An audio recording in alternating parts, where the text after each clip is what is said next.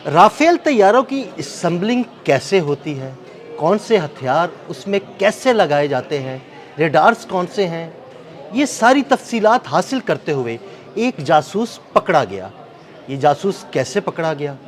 और ये किसके लिए जासूसी कर रहा था? आमिर रज़ा से बात करते हैं। आमिर भाई, राफेल तैयारों की जासूसी, उसमें कौन से हथियार लगते हैं? कौन से रेडार्स हैं? असेंबली कैसे होती है? एक जासूस पकड़ा गया है, किसके लिए जासूसी हो रही थी? नहीं, सबसे पहली बात तो यह है कि सरजी एक इलाका है जहाँ पर डिफ़ॉल्ट राफेल्स जो है बनते हैं, उनकी उनकी कंपनी का जो है वहाँ पर असेंबलिंग प्लांट है। और असेंबलिंग प्लांट वो होता है कि आपको पता है, जहाज़ एक ऐसी कम्प्लेक्स मशीन है जिसका रडार कहीं बनता है, टायर कहीं बनते हैं, लेकिन एक जगह पर आकर तमाम मशीनरीज जो हैं उनको असेंबल किया जाता है। यानी और ये बहुत मुख्तलिफ जगहों पे मुख्तलिफ चीज़ें जगह बनती हैं और एक जगह पे आके उनको आकर उसको इकट्ठा असेंबल जोड़ा किया जाता है, जाता है। असेंबल किया सरजी जाता है। सरजी फ्रांस में वो इलाका है जहाँ पर कहते हैं कि परिंदा भी पर नहीं मार सकता है, और वहाँ पर ये हुआ है। लेकिन इससे पहले कि ये जासूस क्या था और क्या कर रहा था, मैं आपको बताऊं कि राफेल जो है ये दुनिया के लिए एक मुअम्मा रहा है। खुद भारत जो है क्योंकि जब इसने राफेल ख़रीदे तो एक अपने साबिक पायलट को, 2025 की बात बता रहा हूँ आपको, उन्होंने गिरफ़्तार किया कि यह राफेल की जासूसी कर रहा था। यानी अपना ही उनका इंडियन एयरफोर्स का एक एहलकार था जिस पर यह इल्ज़ाम लगा कर के ये राफेल की जासूसी कर रहा था, उसको गिरफ़्तार कर लिया।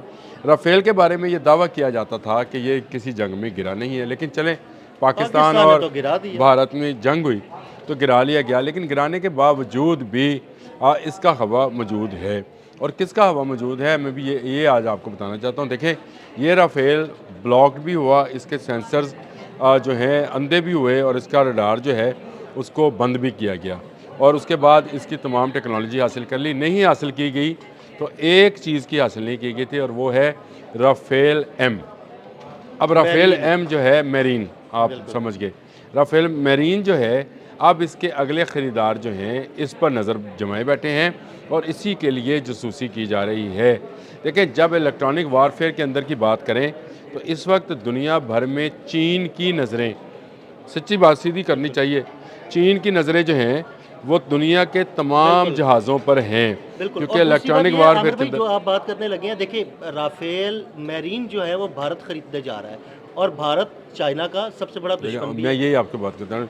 इस वक्त चीन जो है अपनी इंस्टॉलेशन बांग्लादेश में बढ़ा रहा है, और बांग्लादेश के सागलों पर चीन अपनी बंदरगाहें बना रहा है।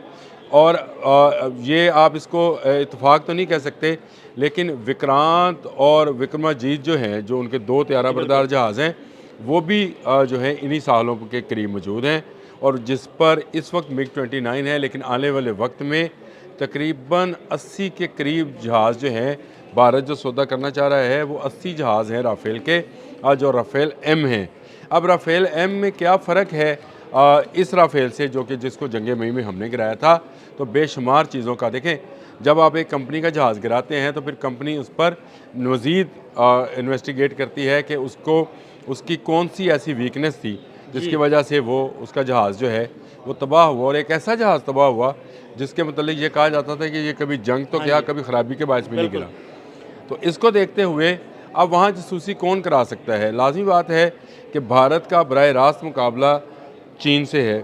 दोनों मुल्क जो हैं बहुत सारे सरहदी तनाज़ात में शामिल हैं, और दूसरा, चीन अपनी दिफाई टेक्नोलॉजी को बतदरीज बेहतर करता है। यानी F-35 आया तो चीन ने जो है अपना J-35 जो है उससे बेहतर बनाने की कोशिश की। इसी तरह उसका J-10C जो है वो राफेल के बराबर जहाज़ है। वैसे तो हमारा JF-17 भी राफेल के बराबर बिल्कुल का ऐसे ही। जहाज़ है, 4.5 जनरेशन है। लेकिन J-10C में एक दफ़ा राफेल जो ज़मीनी है वो तो गिरा लिया गया। अब मुझे बताएं, J-10CM जो है, जो कि वो भी मरीन्स के लिए है, ऐसे ही है। जिसको ई लिखते हैं, चाइनीज़ जो उसको ई लिखते हैं, वो जो है उसमें क्या ऐसी खूबी होनी चाहिए जो राफेल एम को गिरा ले? तो मेरा अपना ये ख्याल है कि जो नौजवान पकड़ा गया, 19 साल उसकी उम्र है जी, और आपकी और मेरी तरह उसने भी एक ग्लासेस लगाए हुए थे, लेकिन और उन ये ग्लासेस ग्लासेस से जो थे, वीडियो बन रही थी। उस ग्लासेस के मज़े की बात यह है कि उन ग्लासेस का जो पेच था उसके अंदर वो जो था यानी इतना इतना कैमरा, मामूली सा और बहुत छोटा-सा बहुत ही कैमरा। छोटा सा कैमरा था, और वो सिर्फ उसकी असेंबलिंग, ये इलेक्ट्रिशियन था और आर्जी नौकरी पर रखा गया था। ये एक इलेक्ट्रिशियन का असिस्टेंट था जिसको आर्जी नौकरी, लाजमी बात है कि जिन्होंने जासूसी करानी होती है वो बहुत सारी चीज़ें जो हैं, और ये फ्रांसीसी इंटेलिजेंस कंपनी ने जो है इसको फौरी तौर पर ना सिर्फ गिरफ्तार किया, एनक को फ्रांसिक के लिए भिजवा दिया गया।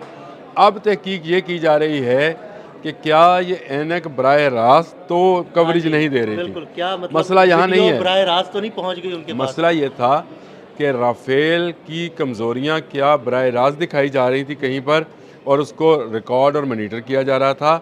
इसकी असम्बलिंग को, इसके आलात को, इसके पुर्ज़ों को, इसके असम्बलिंग प्लांट के अंदर के माहौल को, अब कितनी देर वो यहाँ वहाँ रहा ये जो है नहीं बताया जा रहा। देखिए RTL जो फ्रांसीसी एजेंसी है, सरकारी एजेंसी है, उसने इस बात की तस्दीक भी कर दी है कि ये पकड़ा गया है।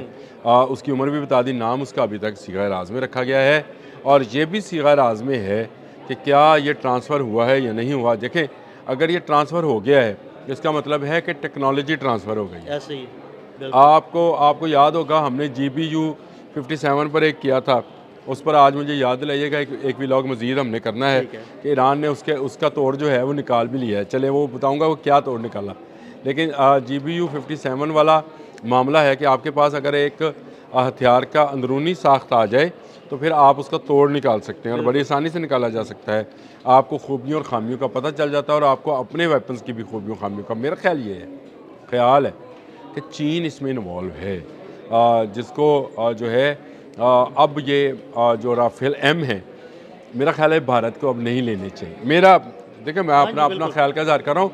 गो कि वो डील हो चुकी है और काफ़ी अरबों डॉलर की डील होगी, लेकिन भारत अगर ये लेगा तो मारा जाएगा, क्योंकि अब ये टेक्नोलॉजी जो है उसके काम की नहीं रहेगी। अगर तो ये पहले भी गया है आमिर भाई, अगर ये डाटा चला गया ना दिल साहब, तो इसका मतलब है कि ये फिर उन बहरी जहाज़ों पर जिन पर इनको बड़ा नाज है कि वो त्यारा बरदार जहाज़ इनके पास 2 हैं, वो सफ़ेद हाथी हैं। पहले तो वो वैसे ही पुरानी टेक्नोलॉजी के हैं, और डीजल ऑपरेटेड जहाज़ हैं, और वो पुरानी टेक्नोलॉजी से हैं। उनकी स्पीड भी कम है और उनकी मनूवरिंग भी कम है, यानी उनके घूमने की सलाहियत भी कम है, तो उनको बड़ी आसानी से मार्क 5 तक का मिसाइल जो है निशाना बना। चले ये भी एक नई स्टोरी हो जाएगी।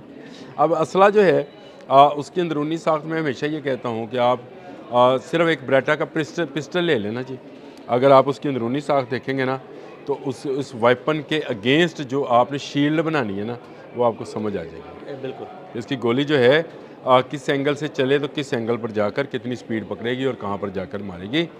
ये जासूसी जो है राफेल के लिए, मैं ये समझता हूँ कि ये फ्रांस की कम भारत की जो है ज़्यादा वाट लगने वाली है, और फ्रांस की इसलिए भी कि पहले ही राफेल भारत से गिरकर जो उसके शेयर्स थे वो नीचे चले गए थे, और अभी तक ये कंपनी उठ नहीं पाई है। अब ये इस खबर का बाहर आना और इसकी तस्दीक हो जाना कि इसके अंदर जासूसी भी की जा रही थी, मेरा ख्याल है राफेल आने वाले दिनों में वो जो हम कहते थे कि मुद्दी आवाज़ें लगाता है, पुराने लोहे दे भाव ले लो, छान बुरे तो ले लो, ये लैलन दी जुत्तियां दे विकन वाला प्रोडक्ट। देखिए मैं आपको एक दफ़ा मैंने आपसे व्लॉग में बात करते हुए एक बात की थी, मैंने आपसे कहा था कि चाइना वो मुल्क है जो अपना कोई भी वेपन जो है दूसरे मुल्क को देते ही नहीं है। बिल्कुल, और जिसको देता है बड़ा सील्ड देता है, टेक्नोलॉजी नहीं देता। पाकिस्तान वो वाहद मुल्क है जिसको वो टेक्नोलॉजी भी ट्रांसफ़र करता है, ताकि 4 आप 2 से वहाँ बनाई, 4 उसने कहा आप बना लो। JF-17 थंडर उसकी बनाई हुई प्रोडक्ट थी, उसने टेक्नोलॉजी आपको ट्रांसफ़र की, उसने कहा आप इसको आप चाहे 5th जनरेशन तक 6th जनरेशन तक ले जा सकते हैं, ले जाएं। वो टेक्नोलॉजी सिर्फ पाकिस्तान को इसलिए देता है कि वो पाकिस्तान को अपना पार्ट एंड पार्सल समझता है। बाकी वो किसी दूसरे मुल्क के किसी जासूस को कोई तसव्वुर भी नहीं है कि वो अपनी उन फैक्ट्रीज़ के अंदर जहाँ पर असला जो है बनता है या उनका वेपन्स बनते हैं या जहाज़ बनते हैं वहाँ पर दाखिल होने दें। तो ये मैं समझता हूँ कि अब राफेल जो है भारत के लिए भी बेकार है, और आने वाले वक्त में शायद फ्रांस के लिए भी बेकार होगा। फ्रांस को इसके लिए नई टेक्नोलॉजी सामने लाना पड़ेगी। ये टेक्नोलॉजी तो अगर एनक की सूरत में रिकॉर्ड हुई थी तो ये सिर्फ रिकॉर्ड नहीं हुई थी, बराह रास्त कहीं पर नशर भी हुई। बिल्कुल, बहुत शुक्रिया आमिर रज़ा जी। बिल्कुल, आमिर रज़ा ने बड़ी तफसील के साथ इस सारे मामले पर रोशनी डाली। अदील अहमद और आमिर रज़ा को इजाज़त दीजिएगा। अल्लाह हाफ़िज़।